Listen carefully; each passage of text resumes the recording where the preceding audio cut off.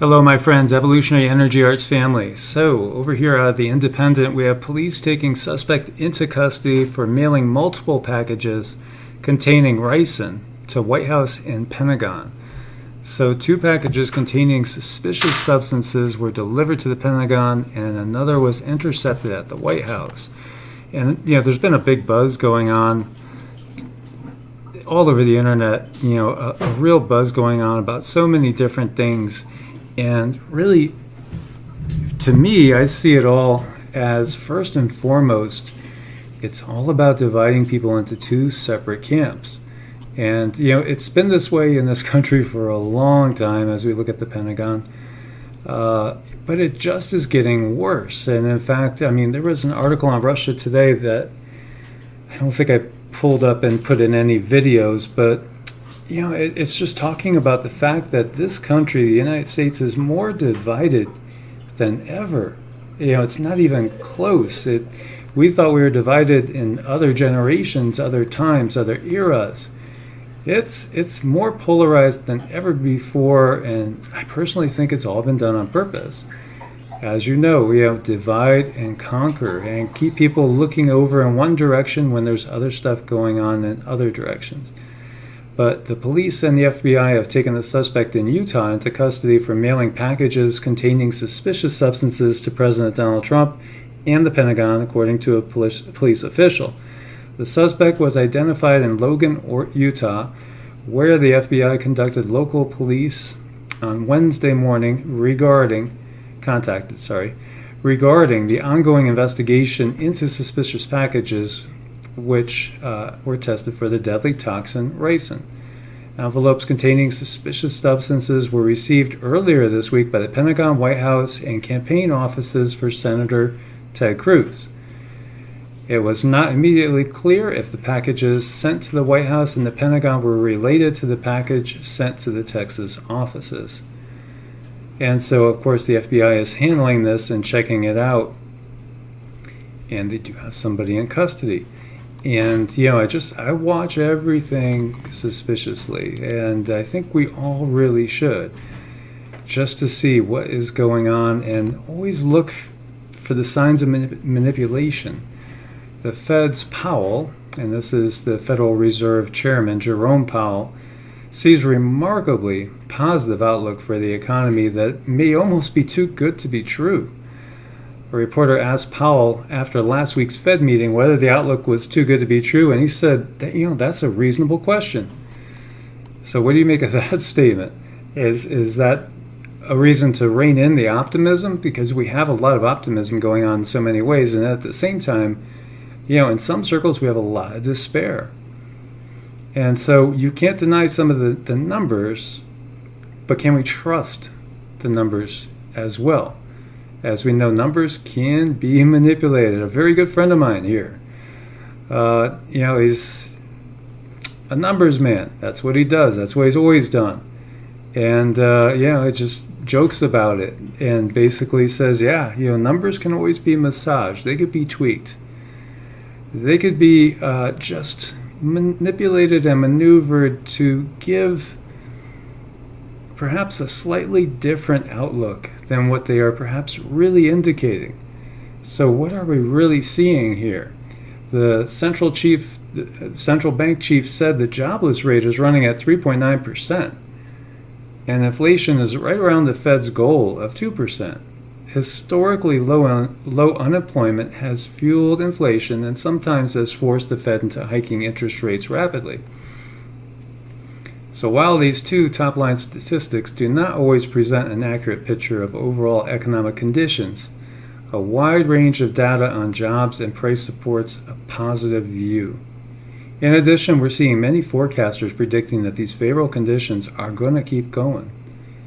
So when they say, everything is perfect and rosy, you got to be aware and watching what's going on.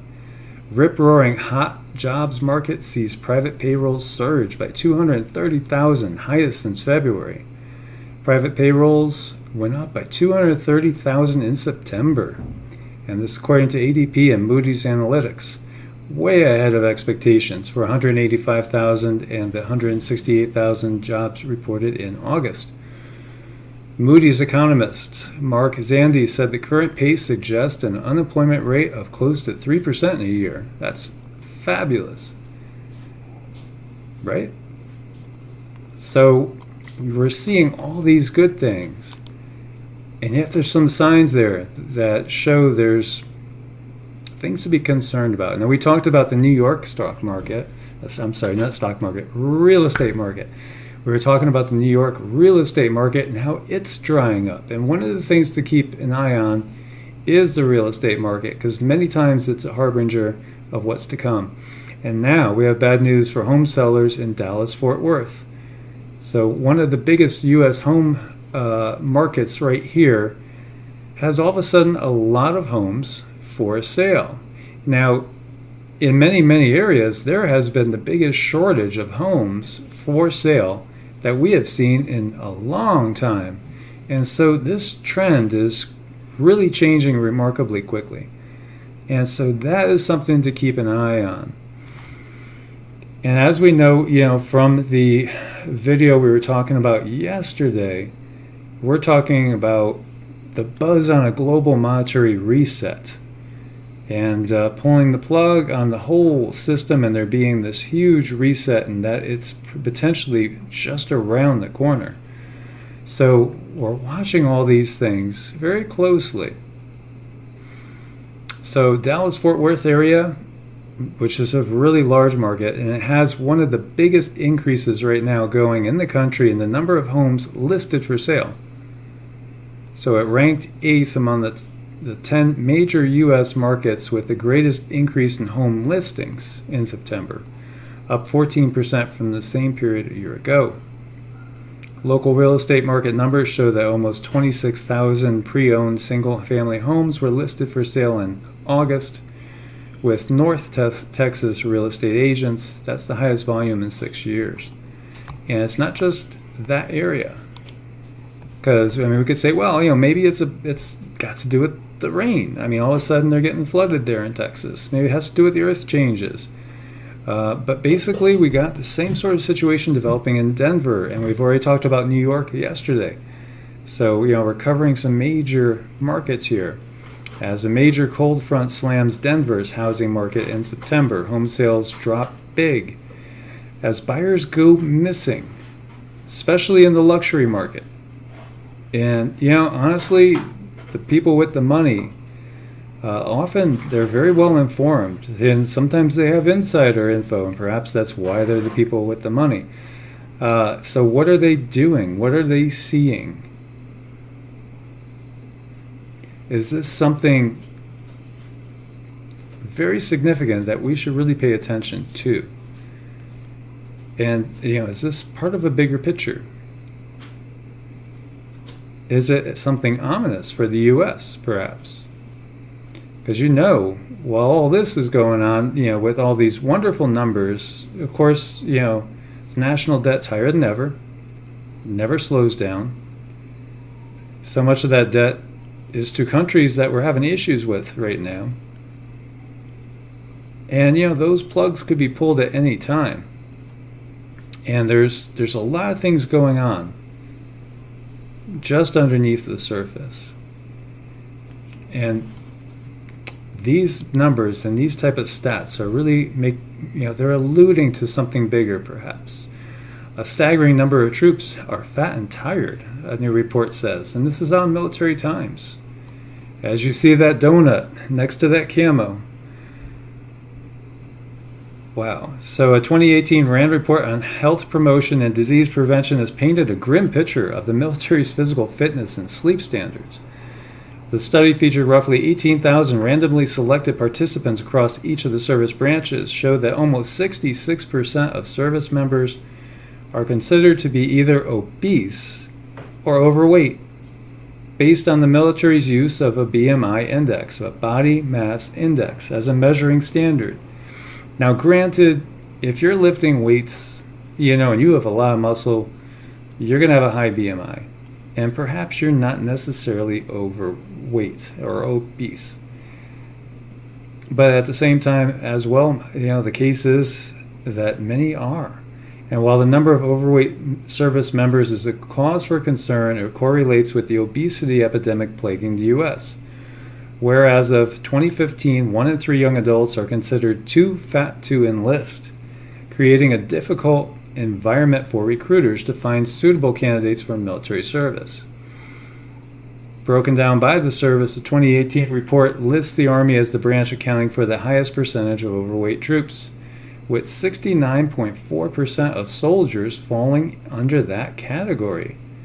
The Army was followed by the Coast Guard, 67.8%, Navy, 64.6%, Air Force, 63.1%, and Marines, 60.9%. Is that shocking? Do you find that shocking? Meanwhile, amid the trade spat, U.S.-China military tensions soar. The bitter trade dispute between China and the U.S. is increasingly spilling into the military domain, with a risky incident in the South China Sea highlighting the dangers of souring relations. In what the U.S. Navy has called an unsafe and unprofessional encounter, a Chinese warship sailed within 45 yards of a U.S. destroyer Sunday. And so, a close call here. It capped days of tit-for-tat military moves that came out as President Donald Trump ramped up his trade war with China. So this was the closest yet, but it's really just underscoring the tensions that are going on, the real tensions, apparently, that are going on. And so, that's all a big point of contention as well, because many of you people don't believe that this is all real. You think it's all manufactured. And, I'm skeptical too, as to who's pulling the strings really for all these different countries. But at the same time, that doesn't mean that they don't have certain things in mind for the world, and for us. And we've covered that before. We've talked about Agenda 21 numbers. We've talked about Deagle showing a huge reduction, actually 550 million people less in this world in 6 years' time from now, basically. Where do those 550 million people go? Where? Because the actual world population is also short, 550 million. So, very interesting. And, we've talked about Yemen before and the disaster going on there with, I think it's about 5 million people facing starvation because of the proxy war. Well, we have Chinese armed drones now flying across Mideast battlefields. So all the drones up in the air are not US made anymore. Some are made in China. And as far as the tech is going, there's an awful lot of signs talking about very high-tech advances in both China and Russia, irregardless to the fact that the U.S. outspends them, by a vast amount.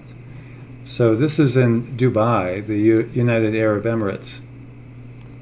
So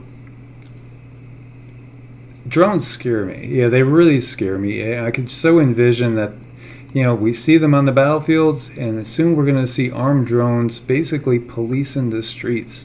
And to me, that's a super scary thought.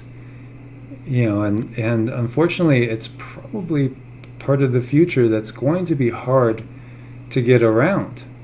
And so, as this says, high above Yemen's rebel-held city of Hodeidah, a drone controlled by Emirati forces hovered as an SUV carrying a top Shiite Houthi rebel official turned onto a small street and stopped, waiting for another vehicle in its convoy to catch up. Seconds later, the SUV exploded in flames, killing Saleh al-Samad, a top political figure. The drone that fired the missile in April was not one of the many American aircraft that have been buzzing across the skies of Yemen, Iraq, and Afghanistan since September 11, 2001. It was Chinese. And across the Middle East, countries locked out of purchasing U.S.-made drones due to rules over excessive civilian casualties being, caused by the drones are being wooed by Chinese arms dealers, who are the world's main distributors of armed drones. So the Chinese product now doesn't lack technology, it just lacks the market share. And there again, this is what we're talking about constantly, and I was talking about on the earlier one. Here we have, countries just basically spending more and more money on high-tech weaponry. Meanwhile, thousands, tens of thousands, probably millions are losing their lives in these earth changes that we see everywhere, or are starving to death. So what an atrocity, that we're truly seeing in this world, and what a lack of foresight. And part of it is a lack of knowledge. And 1 in 3 pass U.S. citizenship tests now, and only 19% of Americans under 45 can pass a U.S. citizenship test. Wow. People don't know their history. Now we know history is controlled by the victors, and we know that much of the history that we're told is probably false, or at least written through the rose-colored glasses of the victors. As you're looking at Winston Churchill there and Eisenhower. But still, it's kind of mind-blowing to think that a third of Americans can pass a multiple-choice U.S. citizenship test, fumbling over simple questions as of the cause of the Cold War, or naming just one thing that Benjamin Franklin is famous for. And for Americans 45 and younger, only 19% pass. And the worst thing yet is the test only requires 60% to pass. Oh my God. That's really hard to believe, that people are so uninformed. But, uninformed people are easier to manipulate, for sure. And perhaps some of it is people waking up and saying that they don't believe in the textbooks anymore as well. Perhaps they feel like, why should they bother to learn what is being taught to them, because perhaps it's not even true. Maybe that's some of it. Or maybe it's just not caring anymore. Maybe it's negligence. Maybe people are just interested in, watching music videos on YouTube, or playing, reruns of Game of Thrones, or playing, some fantasy, some sort of fantasy PS4 games or what have you. Who knows, what people are doing that they're not learning anymore, or perhaps they're just learning different things. But anyway, I just thought that this was really, really interesting, and just surprised the crap out of me, honestly, that you couldn't even get 2/3 or 3/4 of U.S. citizens to actually pass the U.S. citizenship test. So, speaking about citizenship, speaking about the U.S. and what the U.S. was, conceived as, and what's happened to the U.S. I've had multiple people bring this up to me, and this is the Convention of States. And have you guys heard of this? Because this is a movement I would tell people to watch. And while I love the idea behind it, I'm also watching it very, very closely for some sort of Machiavellian move at the last moment. So, the Convention of States. So, do you guys know what this is about? There's a lot of people that you probably have heard of that are getting behind this. And so, it's a very, very interesting concept. And this is growing. This is growing. And I think you're going to hear a lot more about this. So, there's a petition. And this is a petition right here, for anybody that's interested. Petition your state legislator. Almost everyone knows that the federal government is on a dangerous course. The unsustainable debt combined with the crushing regulations on states and businesses is a recipe for disaster. What is less known is that the Founding Fathers gave us state legislators the power to act as a final check on the abuses of power by Washington, D.C. Article 5 of the Constitution authorizes the state legislatures to call a convention for proposing needed amendments to the Constitution. This process does not require the consent of the federal government in Washington, D.C. So, let me show you guys more. As it says, I support the Convention of States Project, a national effort to call a convention under Article 5 of the U.S. Constitution restricted to proposing amendments that will impose fiscal restraints on the federal government, limit the power of the federal government and the jurisdiction, and impose term limits on its officials and members of Congress. So as this is reading, it says, I want our state to be one of the necessary 34 states, because you need 34 states to pass this, to pass a resolution calling for this kind of Article 5 convention. You can find a copy of the model resolution in the Handbook for Legislators and Citizens, which explains the process and answers many questions here. And there is a PDF. I ask that you support the Convention of States Project and consider becoming a co-sponsor of the resolution. Please respond to my request by informing the National Convention of States team of your position or sending them any questions you may have. And respectfully, your name. And so, you could sign the petition if you're so feeling moved to. So, this would be basically done to call for amendments to the Constitution. Now, amendments, as we know, have been made to the Constitution, but they've always been made by the legislators. So this is actually the people forcing a move and the amendments to be passed. So it's a very interesting proposition, to say the least. And as we've been talking about, we need serious change. So this is very intriguing, yet worrisome, because at the same time I worry about it being used for something that would even bring something worse into effect, as we know. So I do encourage you guys to check this out, because yes, we know we gotta take power back from the federal government, give it back to the states, and then give it back to the people. Things have to reverse. It's gotten too big. We know that's a fact. I don't think there's many people out there that say, no, we need a bigger government. Do any of you guys think we need a bigger government? Really? So it's an interesting thing to look into, and perhaps it is a way to start to turn things around. And when you think about it, we have to do something.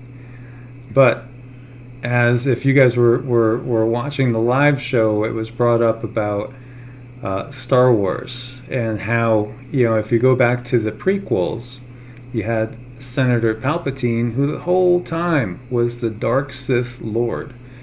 And so he was looking like the good guy, the knight in shining armor, always there to help everybody.